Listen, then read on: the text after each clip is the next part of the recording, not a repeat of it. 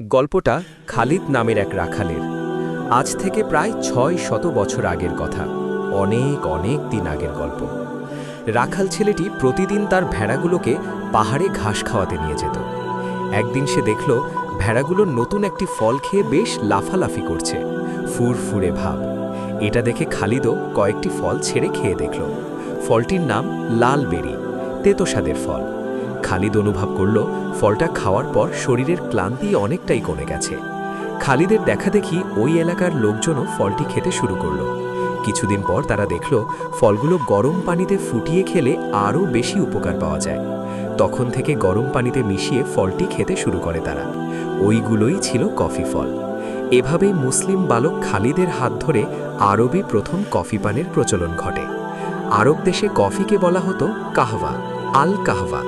ইয়েমেনের সুফি দরবেশরা ঘুম ঘুম ভাব দূর করার জন্য কফি খেতেন।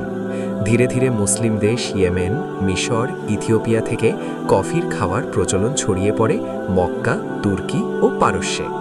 এর ৫০০ বছর পর কফি খাওয়ার নীতি চালু হয় ইউরোপের ইতালি, ফ্রান্স ও ইংল্যান্ডে।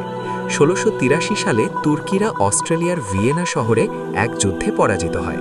সেখান থেকে চলে আসার সময় অনেকগুলো কফির বস্তা ফেলে আসে তারা।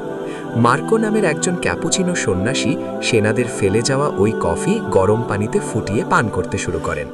পানীয়টা দারুণ লাগে তার কাছে। স্বাদ বাড়াতে কফিতে দুধ, মধু ও ক্রিম মিশান তিনি। ফলে এটি হয়ে ওঠে আরও মজাদার, ঠিক যেমন কফি এখন আমরা খাই। এই সন্ন্যাসীর নামেই ক্যাপুচিনো কফির বিখ্যাত ব্র্যান্ড তৈরি হয়।